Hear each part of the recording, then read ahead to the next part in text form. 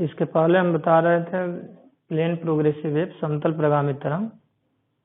आज हम बताएंगे तरंगों का अध्यारोपण और विस्फंद, प्रिंसिपल ऑफ सुपरपोजिशन वेव्स।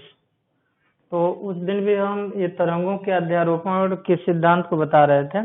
जब किसी माध्यम में दो तरंगे एक साथ बिना एक दूसरे को प्रभावित किए हुए चलती हैं, तो उनके अध्यारोपण के फलस्वरूप माध्यम के प्रत्येक कणों का परिणामी विस्थापन उन दोनों तरंगों के अलग अलग विस्थापनों के सदिश योग के बराबर होता है, अर्थात y=2 होता है, अर्थात y=y1 + y2 होता है।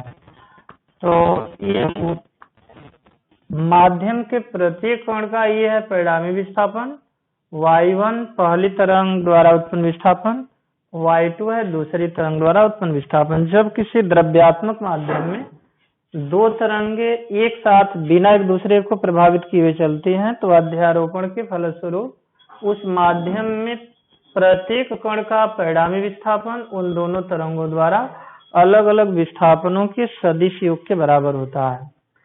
अब विस्पंद जो होता है और निस्पंद भी हम बताएंगे क्या होता है, प्रस्पंद भी बताएंगे।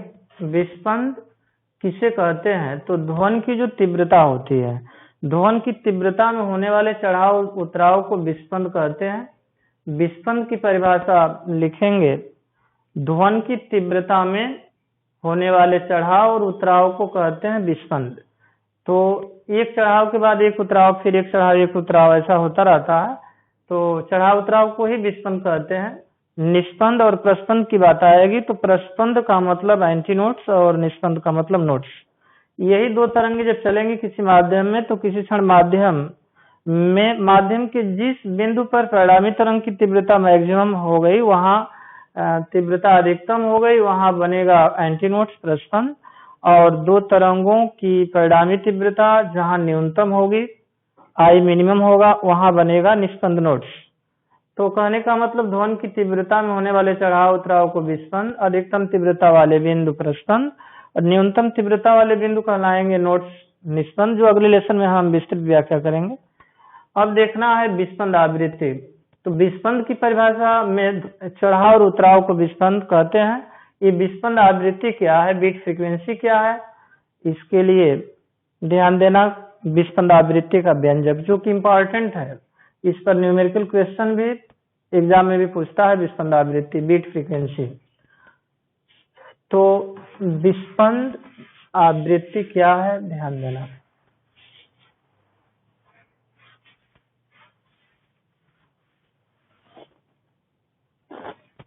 विस्पंद आवृत्ति, बीट फ्रीक्वेंसी, विस्पंद आवृत्ति का व्यंजक। तो अभी हम बता रहे थे विस्पंद का मतलब ध्वनि की तीव्रता में होने वाले चढ़ाव और उतराव को कहा जाता है विस्पंद। अब विस्पंद आवृत्ति का मतलब प्रति सेकंड ध्वनि की तीव्रता में जितनी बार चढ़ाव या उतराव होगा वही विस्पंद आवृत्ति कहलाएगा। अब इसमें दो तरंगे लगभग समान आवृत्ति की, आवृत्ति में थोड़ा सा अंतर होगा, ज्यादा अंतर नहीं होगा, थोड़ा ही अंतर होगा, और दोनों तरंगे एक ही आयाम की होंगी, समान आयाम की होंगी, आवृत्ति में थोड़ा सा अंतर होगा। जब किसी द्रव्यात्मक माध्यम में चलेंगे बिना एक दूसरे को प्रभावित किए हुए, तो उन तरंगों द्वारा जो उत्पन्न परिणामी तरंग का जो विस्थापन होगा उन दोनों तरंगों के योगफल के सदिश योग के बराबर होता है, जिसे अध्यारोपण का सिद्धांत कहा गया। तो पहली तरंग का समीकरण y1 होगा a sin ω1t, और दूसरी जो तरंग है, इसी प्रकार दूसरी तरंग का समीकरण ये है पहली तरंग का समीकरण, पहली तरंग का समीकरण, पहली तरंग का समीकरण। इसी प्रकार दूसरी तरंग का समीकरण, इसी प्रकार दूसरी तरंग का समीकरण, दूसरी तरंग का समीकरण होगा। इसी प्रकार दूसरी तरंग का समीकरण, जैसे यहाँ लिखा जा सकता है या y1 इक्वल्स लिखा जाता है ये साइन ओमेगा जो 2 पाई n1 होगा 2 पाई n1 t। इसी प्रकार दूसरी तरंग का जो समीकरण होगा y2 equal to A sine omega 2 into T plus five लिखा जा सकता है, जहां फाई इन दोनों तरंगों के बीच एक कालांतर है। अब y2 का मान यदि हम लिखना चाहें तो y2 equal to A sine omega 2 के स्थान पर 2 पाई n2 t प्लस 5। इसमें ध्यान देना ये समीकरण जैसा कि हम बता रहे थे प्रगामी तरंग के समीकरण जैसा भी हम ले सकते हैं या इस तरह से भी हम दिखा सकते हैं। तो जो प्लेन प्रोग्रेसिव है उसके द्वारा तो यहाँ ओमेगा टी प्लस या माइनस के एक्स कहा गया था, यहाँ भी वही होगा प्लस 5 हम कर लेंगे या इस तरह से भी होगा। अब इसमें देख रहे हैं अध्यारोपण के सिद्धांत से, अध्यारोपण के सिद्धांत से, अध्यारोपण के सिद्धांत से y इक्वल्स होगा y1 प्लस y2। तो इसमें देखना है मान जब रखेंगे y1 का तो उसमें ये है, y2 में भी ये है, तो ये हम कॉमन ले लेंगे और ब्रैकेट में लिखेंगे साइन 2 पाई n1 t प्लस y2 के स्थान पर लिखा जाएगा साइन 2 पाई n2 t प्लस 5। अब इसमें हम देखेंगे sine C plus sine D का सूत्र लगाएंगे। ये साइन जो पूरा है साइन का एक गुणांक है वो है सी, और इधर आकर बैठ जाओ, यहाँ जो इसको हम मान सकते हैं डी। तो अब ध्यान देना इसमें sine C plus sine D का मैथ में सूत्र बताया गया होगा, सी डी फार्मूला। तो इसमें sine C plus sine D का सूत्र होता है, चूंकि ये होता है sine C plus sine D का फार्मूला होता है 2 sine C plus D by 2 और into cos C minus D upon 2 होता है। यही फार्मूला यहाँ सेट करेंगे। या y इक्वल्स हुआ a इन ब्रैकेट, तो ध्यान देना साइन सी में d जोड़कर आधा करेंगे। तो इसमें जो देख रहे हैं या यहाँ कालांतर न माना जाए तो हो जाएगा आसानी तरीके से। यहाँ ये अब यहाँ ध्यान देना है कि c की जगह पर 2 पाई n1 t और n2 देख रहे हैं 2 पाई n2 t d की जगह पर, तो 2 होता है मतलब यहाँ 2 तो रहेगा, 2a रहेगा और sine c plus D by 2। तो c में जब d को जोड़ेंगे तो 2 पाई यहाँ भी तो 2 पाई हम जोड़ेंगे c प्लस डी बाई 2, तो वो जोड़ेंगे तो हो जाएगा उसमें ये 2 पाई, तो यहाँ भी है और यहाँ भी है, तो 2 पाई को हम ब्रैकेट के बाहर कर देंगे और ये होगा n1 plus n2 into T और इसका पूरे का अपान 2 होगा, ये 2 से 2 कट जाएगा, into cos C minus D by 2 करेंगे तो फिर वही 2 पाई दोनों में बाहर लेंगे, n1 minus n2 into T होगा। तो ये होगा 2 pi in bracket n1 minus n2 into T और अपान 2, तो ये 2 से 2 भी कैंसिल होगा। तो ये जो परिणामी तरंग है उसका समीकरण होगा y इक्वल्स टू 2a, कास वाले पद को इधर लिखेंगे 2a cos n1 minus n2 pi in bracket n1 minus n2 into T और इंटू होगा sine n1 plus n2 into T, ये होगा। अब इसमें देख रहे हैं कि यदि ये 2a कास पाई n1 minus n2 into T को यदि हम परिणामी विस्थापन a मान लें, यदि ध्यान देना चाहे माना कि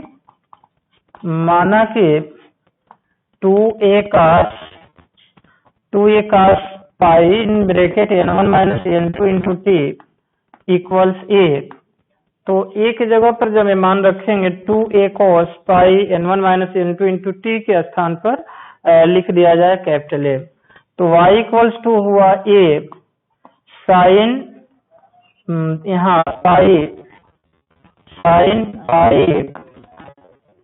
into n1 plus n2 into T, तो a साइन पाई ब्रैकेट में n1 plus n2 into T. अब इसमें देख रहे हैं कि ये जो परिणामी तरंग का समीकरण है उन दोनों तरंगों जैसा है, मतलब दोनों तरंगों के अध्यारोपण के फलस्वरूप जो परिणामी तरंग उत्पन्न होगी वह भी उन दोनों तरंगों जैसा ही होगा। परिणामी तरंग की तीव्रता जहां अधिकतम होगी वहां ध्वनि में चढ़ाव होगा, जहां न्यूनतम होगी वहां ध्वनि में उतराव होगा। ये आयाम जो होता है आयाम के वर्ग के समानुपाती होता है तरंग की तीव्रता। जो एम्पलीट्यूड ये है उसी का हम देखेंगे, आयाम के वर्ग के समानुपाती होता है। तो ध्वनि की तीव्रता में होने वाले चढ़ाव और उतराव को ही कहा गया विस्पंद कहा गया, बीट कहा गया। तो अब ए के मतलब परिणामी आयाम के अधिकतम मान के लिए मतलब चढ़ाव के लिए, और परिणामी आयाम के न्यूनतम मान के लिए मतलब उतराव के लिए क्या होगा अब देखना है। उसके बाद हम विस्पंद आवृत्ति भी बताएंगे। आयाम के अधिकतम मान के लिए, आयाम के अधिकतम मान के लिए, आयाम के अधिकतम मान के लिए, आयाम के अधिकतम मान के लिए 2a cos पाई ब्रैकेट में n1 minus n2 into t plus -1 होना चाहिए, +1 होना चाहिए। अर्थात इसमें जो pi in bracket n1 minus n2 into t है उसका मान k पाई के होना चाहिए, जहाँ k बराबर हम लिखेंगे 0 से प्रारंभ करेंगे क्योंकि cos 0, जैसे यहाँ k इक्वल्स 0 करेंगे तो ये cos का जो कोणांक है वो भी 0 होगा, cos 0 का मान +1 मैक्सिमम होता है। तो जहाँ k इक्वल्स लिखा जा सकता है जहाँ k बराबर 0, 1, 2, 3 इत्यादि। तो अब इसमें देख रहे हैं कि तो k पाई, तो इसमें यदि हम दिखाना चाहें t, तो t इक्वल्स होगा पाई से पाई तो कैंसिल होगा, तो t इक्वल्स होगा पाई से पाई कैंसिल होकर k अपान n1 माइनस n2। अब k का मान जब 0 रखेंगे तो t बराबर 0, t बराबर 0, k बराबर जब 1 रखेंगे तो 1 अपान n1 माइनस n2, फिर 2 रखेंगे तो 2 अपान n1 माइनस n2, 3 रखेंगे तो 3 अपान n1 माइनस n2। अर्थात इन क्षणों पर ध्यान देना। अतः स्पष्ट है कि इन क्षणों पर तरंग की तीव्रता अधिकतम होगी क्योंकि आयाम मैक्सिमम होगा, आयाम मैक्सिमम मतलब तरंग की तीव्रता होगी अधिकतम। अतः स्पष्ट है कि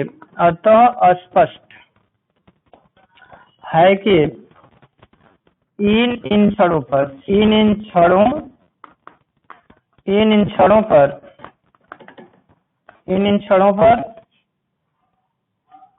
परिणामी तरंग का आयाम, परिणामी तरंग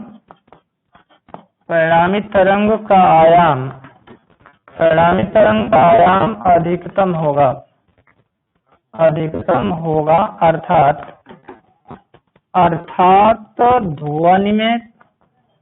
ध्वनि में चढ़ाव होगा। अभी बताना हम चाहेंगे विस्पंद आवृत्ति, तो एक चढ़ाव और एक उतराव मतलब प्रति सेकंड ध्वनि की तीव्रता में होने वाले चढ़ाव उतराव को ही विस्पंद कहा गया। तो अभी तो देख रहे हैं कि इतने सेकंड में मतलब 0, 1 अपान n1 माइनस n2, तो इस पर तरंग की तीव्रता अधिकतम मतलब यहाँ जो है ध्वनि में होगा चढ़ाव, इस समय पर भी ध्वनि में चढ़ाव होगा, ये लगातार चढ़ाव नहीं होगा, बीच बीच में उतराव भी आता है। जैसे t बराबर 0 पर तरंग की तीव्रता मैक्सिमम हुई तो t बराबर 0 पर चढ़ाव हुआ ध्वनि में, फिर उसके बाद इतने समय के बाद 1 अपान n1 माइनस n2 सेकेंड बाद तरंग में चढ़ाव होगा, ध्वनि में चढ़ाव होगा, तो बीच में उतराव भी होना चाहिए और न्यूनतम तीव्रता अवश्य आनी चाहिए। तो अब देखा जाए न्यूनतम आयाम के लिए मतलब न्यूनतम तीव्रता के लिए मतलब उतराव के लिए, तो न्यूनतम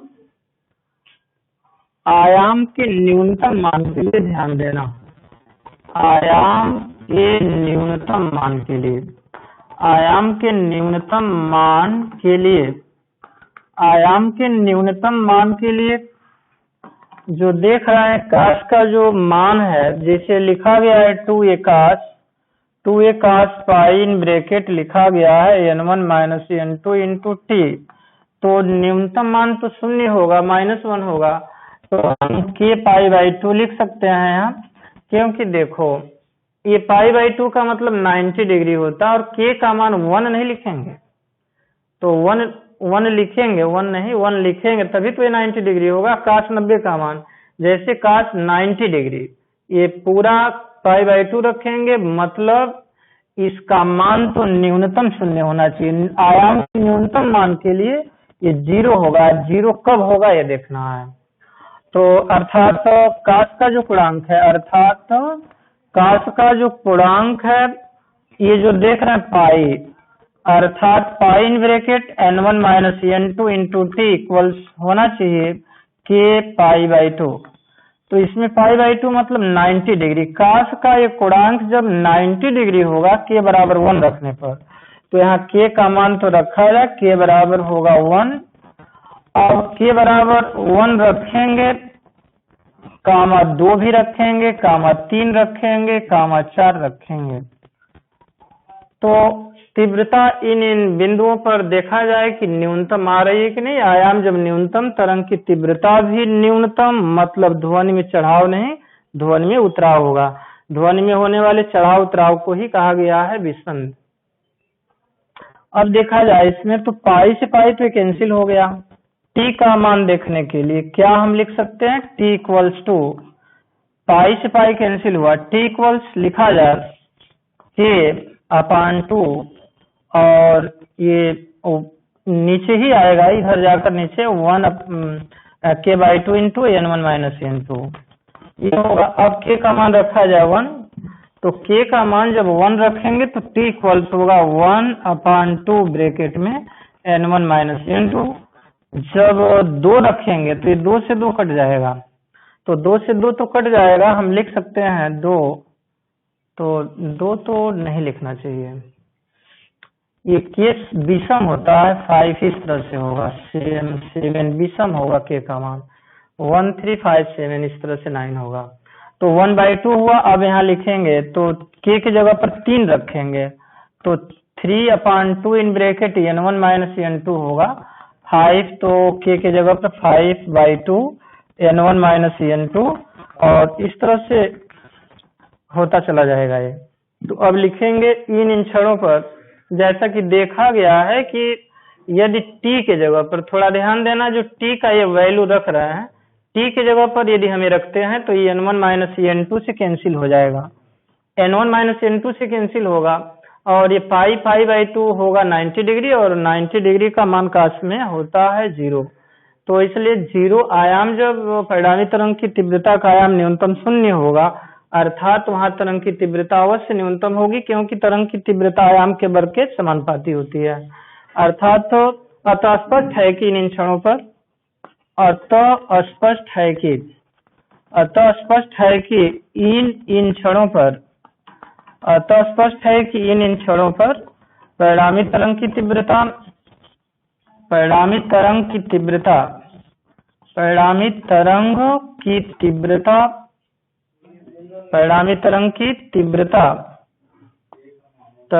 की तीव्रता न्यूनतम होगी।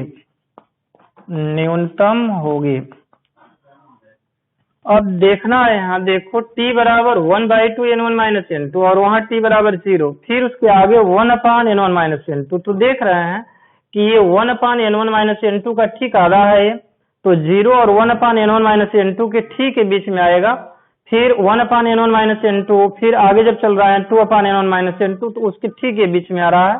तो कहने का मतलब दो अधिकतम तीव्रताओं के बीच एक न्यूनतम तीव्रता अवश्य आती है, अथवा दूसरे शब्दों में दो न्यूनतम तीव्रताओं के बीच में एक अधिकतम तीव्रता अवश्य आती है। मतलब जिस क्षण अधिकतम तीव्रता होती है, ठीक उसके बाद न्यूनतम तीव्रता, फिर अधिकतम तीव्रता, फिर न्यूनतम तीव्रता। कहने का मतलब कि लगातार न तो अधिकतम तीव्रता वाले बिंदु आते हैं और न ही न्यूनतम तीव्रता वाले आते हैं। अधिकतम तीव्रता के बाद न्यूनतम तीव्रता, फिर एकांतर क्रम में आता है। तो हम देख रहे हैं कि अब कितना समय लग रहा है। एक चढ़ाव और एक उतराव में मतलब एक बार अधिकतम और एक बार न्यूनतम होने में तरंग को टाइम कितना लग रहा है, क्योंकि प्रति सेकंड ध्वनि की तीव्रता में होने वाले चढ़ाव और उतराव को ही कहा जाता है विस्पंद आवृत्ति, जिसका मान हमें बताना है। तो विस्पंद आवृत्ति का व्यंजक प्राप्त करना है, परिभाषा के अनुसार बताया गया, प्रति सेकंड मतलब एक सेकंड में तरंग की तीव्रता जितनी बार अधिकतम या न्यूनतम होगी, मतलब जितनी बार चढ़ाव उतराव होगा प्रति सेकंड, वही होगी तरंग का वो बीट फ्रीक्वेंसी विस्पंद आवृत्ति होगी। अब देखना है, चूंकि 3/2 में से 1/2 घटाएंगे तो 1 आएगा n1 माइनस n2, या वहां भी देखो 1/n1 माइनस n2 में से 0 घटाएंगे तो 1/n1 माइनस n2, फिर 2/n1 माइनस n2 में से इसको घटाएंगे फिर 1/n1 माइनस n2। कहने का मतलब चूंकि 1/n1 माइनस n2 सेकेंड में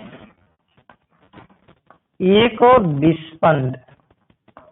विस्पंद उत्पन्न होता है, क्योंकि एक चढ़ाव और एक उतराव को मिलाकर बनता है एक विस्पंद।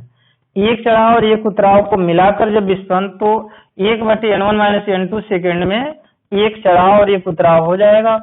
तो चूंकि 1/n1 माइनस n2 सेकेंड में एक विस्पंद उत्पन्न होता है, इसलिए प्रति सेकंड का मतलब एक सेकंड में, इसलिए एक सेकंड में जितनी बार तरंग की तीव्रता अधिकतम न्यूनतम होगी, मतलब उतने विस्पंद उत्पन्न होंगे और वही विस्पंद आवृत्ति होगी। प्रति सेकंड ध्वनि की तीव्रता में होने वाले चढ़ाव उतराव को कहा जाता है विस्पंद आवृत्ति। इसलिए 1 सेकंड में तो 1/n1 माइनस n2 विस्पंद, मतलब यह होगा, ये ऊपर चला जाएगा तो n1 माइनस n2 होगा। देख रहे हैं कि चूंकि 1/n1 माइनस n2 सेकंड में एक विस्पंद उत्पन्न होता है, इसलिए एक सेकंड में n1 माइनस n2 विस्पंद उत्पन्न होंगे।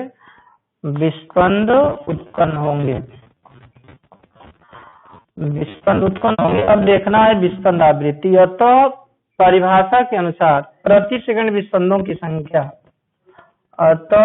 परिभाषा के अनुसार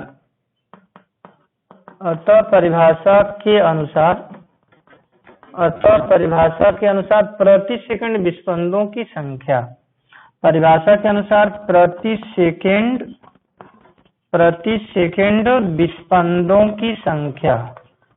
सेकंड विस्पंदों की संख्या बराबर विस्पंद आवृत्ति, बराबर ही है विस्पंद आवृत्ति, और ये विस्पंद आवृत्ति बराबर सिद्ध किया गया n1 माइनस n2, मतलब ध्वनि स्रोतों की आवृत्तियों में अंतर, ध्वनि स्रोतों की आवृत्तियों में अंतर।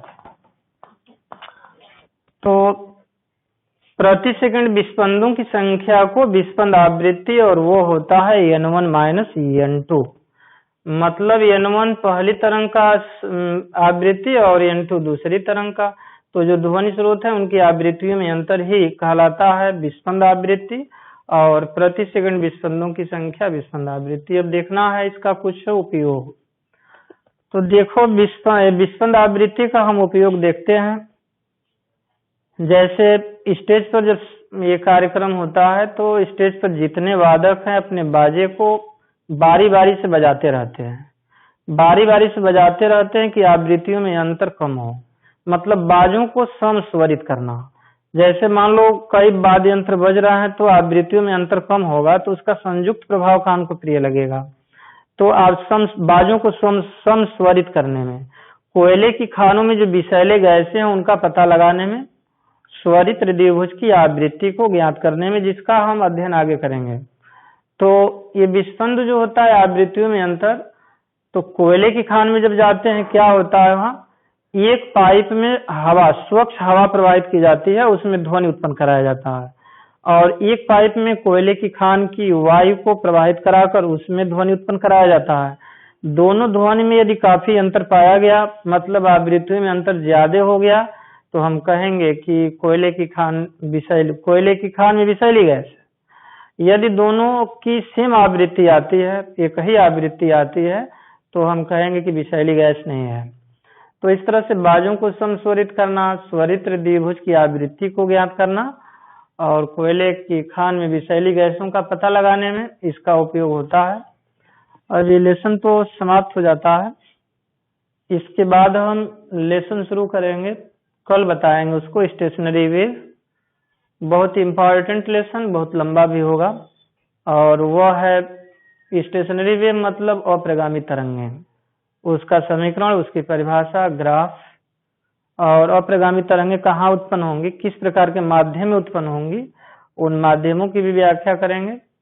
तो उसको कल बताया जाएगा। टाइम हो गया कितना? 25 मिनट हुआ है। चलो ठीक।